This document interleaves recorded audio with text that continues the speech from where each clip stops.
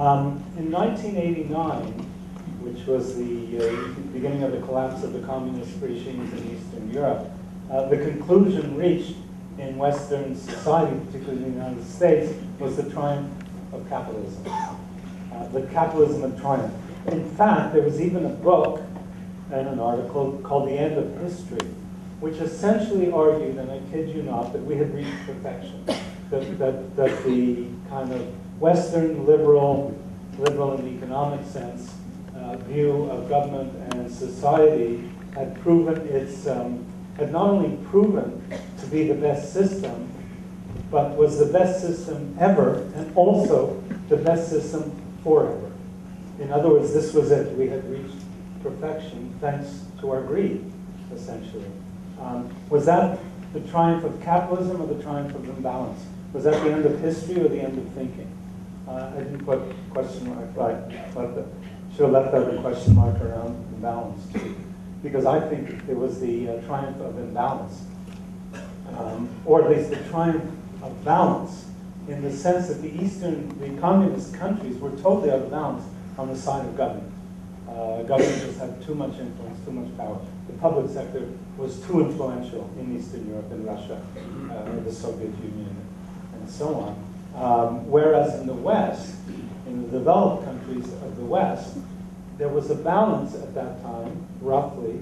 We certainly had strong private sectors. We also had much stronger public sectors than we do now, but we also had a very strong plural sectors, the one in between. And I'll get to that in a few minutes as to what I mean by plural sector. So this wasn't the end of history, this was the end of thinking. Because ever since, because of that distorted conclusion about what happened, we've been going out of balance ever since on the other side. We've been going out of balance on the side of the private sector.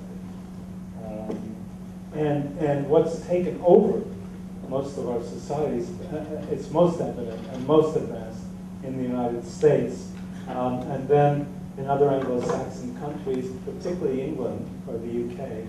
Canada is now catching up with it, probably the most right-wing government in the developed so-called democratic world. There's an unholy alliance of economic dogma with corporate entitlement. In other words, what we're facing is a dogmatic view of human nature that has formed an alliance, in effect, with the entitlement of many international global corporations. So what's the economic dogma? Greed is good, markets are sacrosanct, property is sacred, and governments are suspect. That's essentially in a nutshell. And it's pretty clear, and you can read it anywhere over and over and over again. As one view of human nature, it makes some sense. As the view of human nature, it's utter nonsense. It's imbecilic to reduce human beings to that. To say that we all have that side of us is, of course, perfectly reasonable, but too many economists don't say that. They can't see past that. Corporate entitlement. Do we have market economies or do we have corporate societies? We have an awful lot of cartels around. In Canada, if you want to rent cell phone service, you have a choice of 2 or 3 companies whose prices are identical. That's not the only place this happens. And we have larger, much more concentration in many industries. The airline industry in the United States, for example, is reducing to very few characters. So, and if you look at the role of certain businesses or lobby groups, particularly in the United States, we're not talking about an invisible hand, but a visible claw. You've all read about that in the United States. This may sound anti-business. I'll explain in a minute. This is not anti-business. This is anti a particular form of business and a particular attitude on the part of some businesses. So what you have in the U.S. government today, and it's happening more and more elsewhere, is a visible claw rather than an invisible hand. It's involving itself in the political process. So, you know, you all know the story of the frog who, if you put a frog in hot water, it would jump out. But if you put a frog in cold water and bring up the heat, it would stay there till it boils to death. Frankly, I haven't tried it. It's a very testable hypothesis, but I prefer not to, so I'll just stay with the story. We're consumed by consumption. We're consuming ourselves and our planet by consumption. The very term human resources, just think about the term human. Are you a human resource? I'm a human being. I'm not a human being. We've got this economic vocabulary. It's another example of what's going on. We've got this economic vocabulary that is just dominating us. So we have human assets and human capital and all this stuff, which reduces us basically to things. Somebody once said to be objective is to treat people like objects. So we have, and while the term human resources is so common in corporations that nobody thinks about it, sometimes people say to me, well, what else can we call it? And I say, well, we used to call it personnel, and it's okay, it's neutral. Or how about the human being department? And corporate persons, corporations are persons in America and in many countries. And what does that mean? It means actually they get certain privileges of persons. Right now, thanks to a recent ruling of the U.S. Supreme Court, the corporations now have the right, and so do wealthy individuals, to donate virtually as much money as they want to the political process. It's a complete and utter corruption of the political process. So corporations are persons. Of course, if corporations are persons, they should be allowed to vote. But the U.S. Supreme Court, for some reason, hasn't gone that far yet. But if they're persons, why can't they vote? But more importantly, if they're persons, why shouldn't they go to jail when they commit a crime? I mean, we know about lots of corporate crime. We know about major companies, big pharmaceutical companies, big oil companies, that have done dishonest things. So why doesn't the corporation go to jail? Which means, let's say, that for 6 months or a year, you're not allowed to trade. I mean, what does it mean to go to jail? It means you're not allowed to function in society. So corporations can go to jail and not function in society. So we should give corporations a choice. If you want to be persons, this comes with it. Do you still want to be persons? I think we know what the answer will be. The emasculation of government. Again, most advanced, by far, in the United States.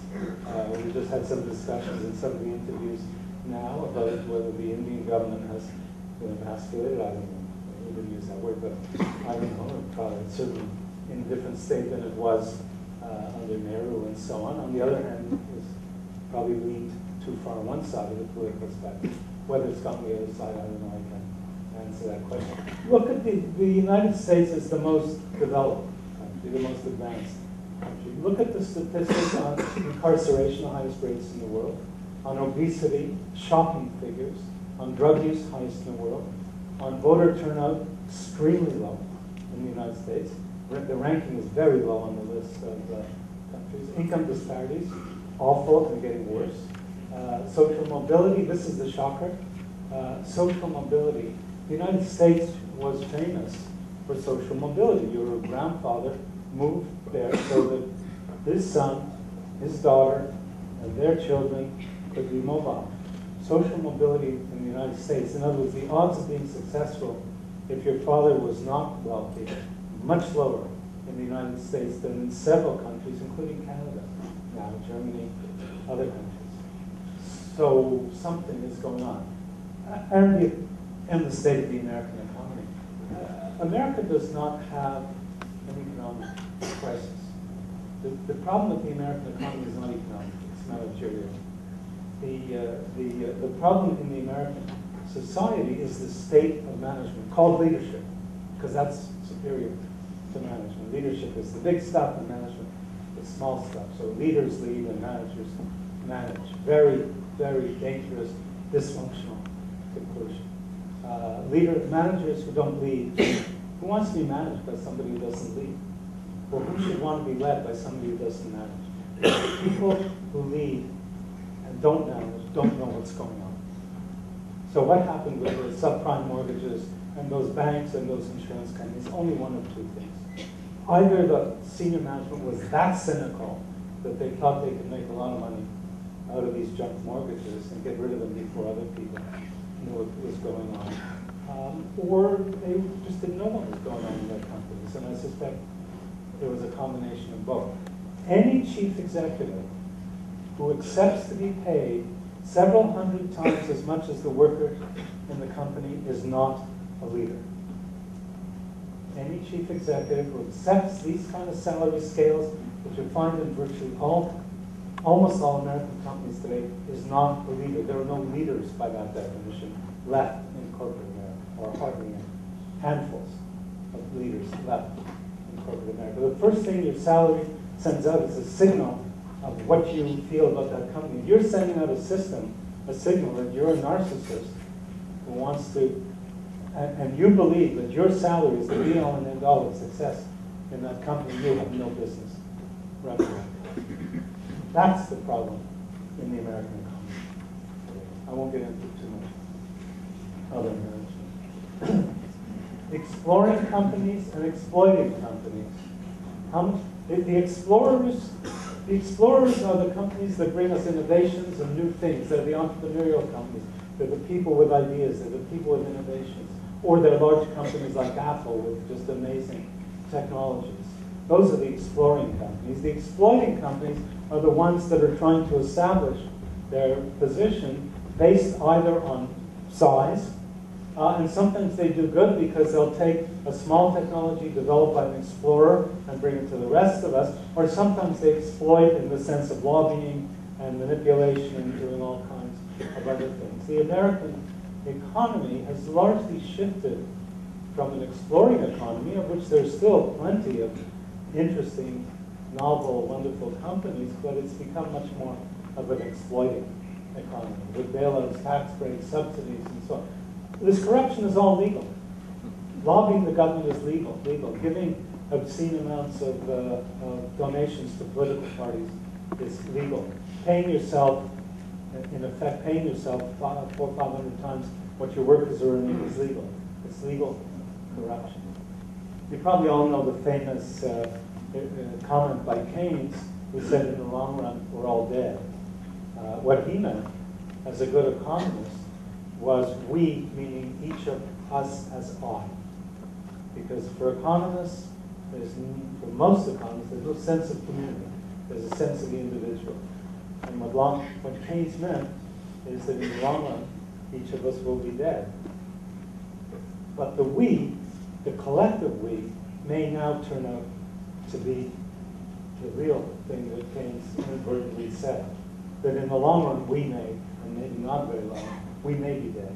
Whether it's nuclear holocaust, whether it's global warming, whether it's epidemics of various illnesses, and an awful lot of that comes from the degree to which we have commercialized our world, the degree to which food, for example, the World Trade Organization. Did I mention that? Because did I mention that here? Or I mentioned it.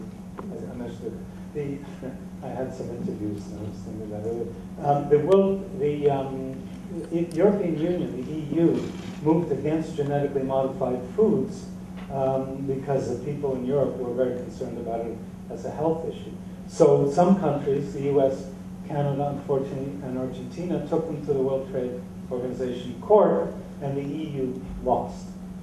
What, pardon the expression, what the hell was the World Trade Organization doing, pronouncing on a health issue? Where was the World Health Organization? Where were the elected governments of Europe and their right to decide what's important for their own people? This is globalization run absolutely wild. The international agencies with power are all economic.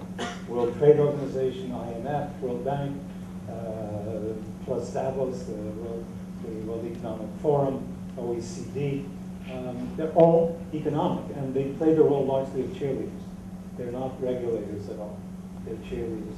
In the 1930s, we discovered that unregulated markets are dangerous for the domestic economy. In 2008 or 2009, we discovered that unregulated markets are dangerous for the global economy. We didn't learn anything in the 30s. We didn't learn anything in the 30s. And because of the power of banks today, people are having trouble instituting any kind of controls on very dysfunctional transactions. Very dysfunctional. Thank you. So, now to get a little positive and a little less negative, let me say something about the private sector. I am a great fan of businesses and the private sector. I'm a great fan of businesses that respect me as a consumer and as a citizen. And there are a great many companies that do that. I am not a great fan of companies that try to exploit me or try to exploit my world. I am the beneficiary of wonderful. I walked into Heathrow Airport at 1:15, walked up to an agent and said, how can I get on the 2 o'clock flight? I booked on the 2 o'clock flight, and she said, you can check in over there, any of those counters. And then she stopped the transaction she was in the middle of, and she said, what's your name? And she handed me a boarding pass in about 30 seconds. I'm a great fan of that kind of corporate activity. I'm a great fan, a big fan of iPhones and those things. I'm not a big fan of exploitation. So I've kind of changed T.S. Eliot's probably most famous lines. Can we cease from all our exploiting so that we can arrive where we started, most in peace for the first time? We're explorers as much as exploiters. We're all exploiters. We exploit each other. We exploit the environment. If you want to look at who's causing the problem or what's causing the problem in today's world, don't just look at the corporations. Look in the mirror. Look in the mirror. We went to South Africa. I have close friends who are the most environmentally conscious people I know. And I kept asking them with 20-degree temperatures outside to please turn off the air conditioning in the car. And I've had that in India many times. I know you have air conditioning. I know that means you're at status and you're wealthy. Please turn the bloody air conditioning off. It's not 30 degrees outside. It's 18 degrees outside and 16 degrees in this car. Please turn off the air conditioning. So, okay, let's get into politics. Ever since in the French assemblies, the ancien regime, the old regime, sat on the right, and the commoners sat on the left, we've been stuck in this debate between left and right, and everything sort of revolves politically around left and right. I could have made that list on each side much deeper than it is. Public and private, communism, capitalism, Karl Marx, Adam Smith. Actually, one paragraph from Adam Smith about the brewer and the butcher and the baker. You read a lot of other things about Adam Smith, including his Moral Sentiments book, and you see a very different Adam Smith. Democracy of the proletariat versus free enterprise, no thank you. Nationalization, privatization. First there was the wave of nationalization, now the mindless nationalizations, then comes the wave of mindless privatizations. There are certain things that belong in government, there are certain things that belong in the private sector. Governments today, occupations and tea parties. The occupations of Wall Street and so on are supposed to be left, and the Tea Party is supposed to be right. Are they fundamentally so different? I read a piece or some comments made by Sarah Palin, and I thought, geez, I could have written those things. I'm totally in agreement with what she said, not everywhere. I'm okay with her hockey mom kind of thing because I'm Canadian, but all the other stuff. She was basically railing on about large institutions, whether they're large corporations, large banks, large governments. I couldn't argue with her. What we have is paralysis of one sort or another in the political process.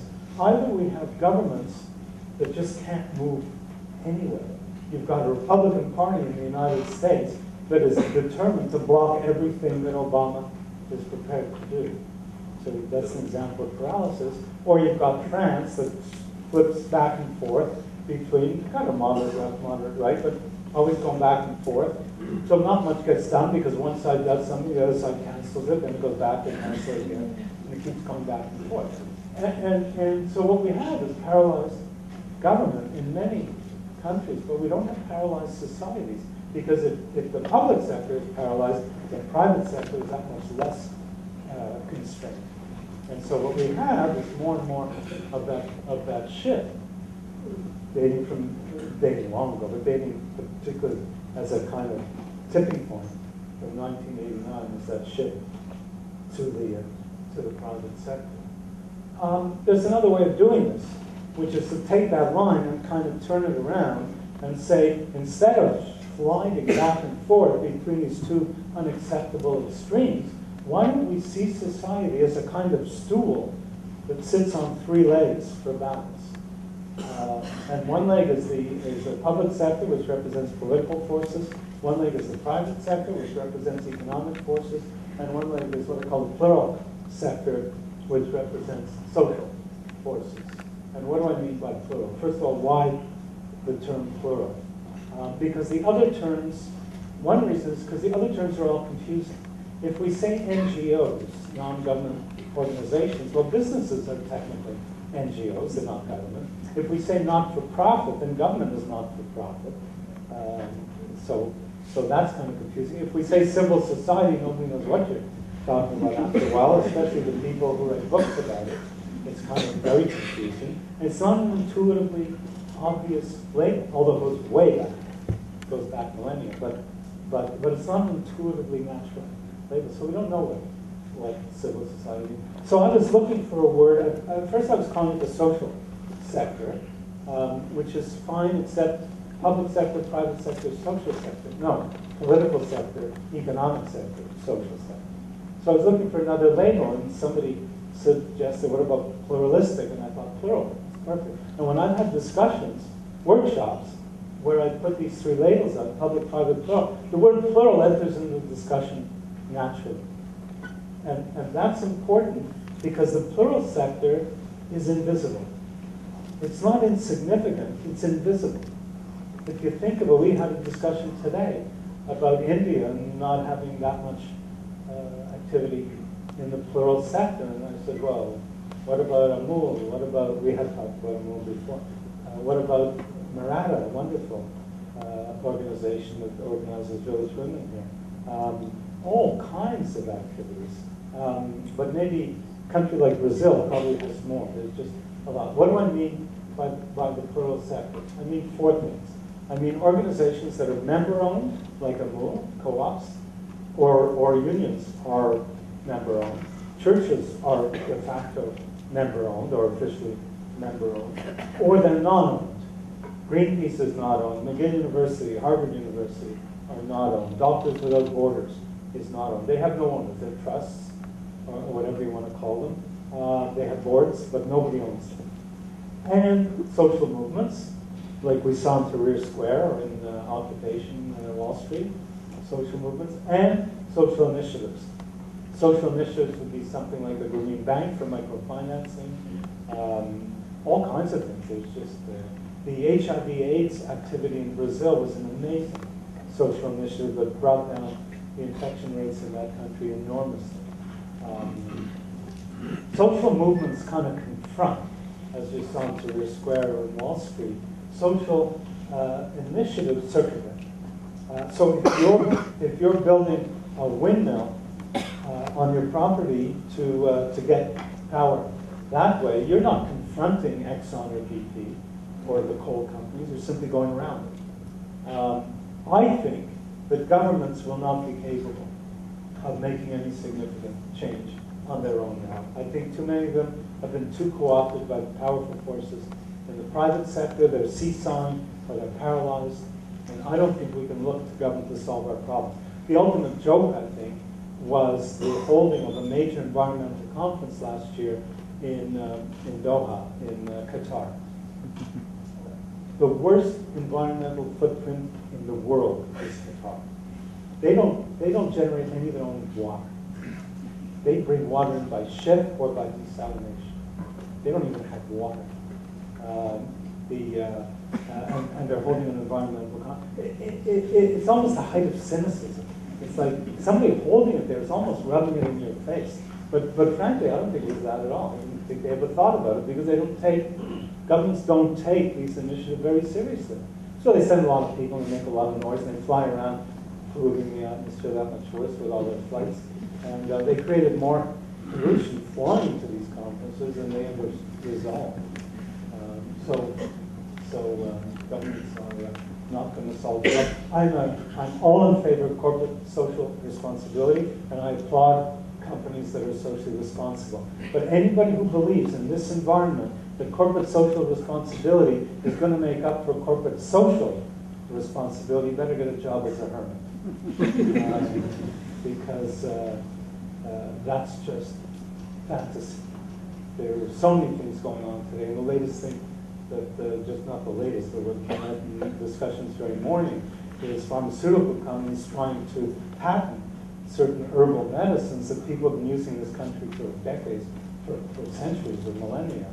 And suddenly they want to patent them so that people don't have the right to grow their own herbs and for medicinal purposes. It's complete and utter madness. So we built these situations, and it comes up all the time. So I call this belief that companies do well by doing good. In other words, by creating companies that build windmills or solar panels, all of which is good. But the thought that that's going to solve our problems, I call a win-win wonderland. It's not going to happen. What's making a resurgence, interestingly enough, is what's called the common. Economists, most economists, I'm sure there are exceptions in the room, but economists have been very negative about the common after an article particularly called The Tragedy of the Commons, which argued that it's difficult to control the use of that kind of property that's collectively held like that. It's not publicly held, it's not privately held. These seeds for these herbal medicines that people use in this country are not anybody's property. Such actually people are selling seeds, but nobody owns the patent for these things. They're common. The Boston, if you've been to Boston, you know about the Boston Common. It's a park in the middle of Boston. It has that name because way back, people who didn't have land, could graze their cows on the Boston Common. So it was a common property for various people to use. That diminished in influence, and now it's making a comeback because what's Wikipedia but the commons? What's all the open source software but the commons? So we're seeing a lot more sort of growth and development of the idea of common property, and it's going to have an effect. The thing I'm particularly enthusiastic about is what I call community-ship. Enough leadership. Alongside leadership and citizenship, leadership being more individualistic and citizenship being more collective, is community-ship. It's in between. It's the sense of communities and the role of communities in society. I think that if anything is going to start to get us out of this mess, it's community action. I just want to say one thing before I go on with that. The problem with governments are that at the limit they're crude, because they've got to treat everybody the same. So governments can be very crude. Sorry it takes 3 days to get a visa. Well, I believe there was an exception. Markets are crass, or can be crass. But communities, or the plural sector, can be closed. Witch hunts were communities-based. Nazism was a community-based movement. My point is that none of those sectors is the key to balancing society. The communists tried it on the left. We're now trying it on the right. Nazism tried it in the middle. The key is not any one sector. The key is balance between the sectors. The key is responsible governments. The key, respected governments, responsible markets, and robust communities. That's my view of things. The number of social movements that are taking place in the world right now are enormous.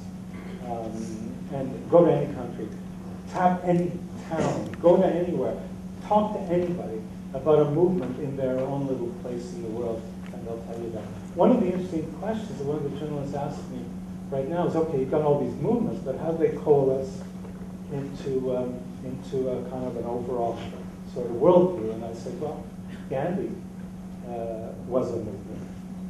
That certainly coalesced into the creation of the Indian state. You could say the same thing about the American Revolution, that these things start on the ground. They start with individual issues. And once governments and businesses get the message of what people will not tolerate, once that message comes through clear, for example, about global warming, then governments will have no choice but to act, and corporations will have no choice but to act seriously, as many now do, but the ones that don't will be forced to change their attitudes. So we need to look for balance. But the way, sorry, say that. Oops. The way to get there, I think, is with community initiatives. And you know, microfinancing made a huge difference for poor people, needing poor women in Bangladesh, but now all over the world, needing funds. And we need a movement in what I would call middle financing. We have lots of macro financing. We have more and more microfinancing. We need much more middle financing, because the key to economic development are really startup companies and middle-sized companies, not the big ones that tend to become exploiters, not all, but often, but the middle-level companies that are building and growing and full of energy. And we need to have much, much more of that. And who's going to do all this? You, me, and us. Nobody else.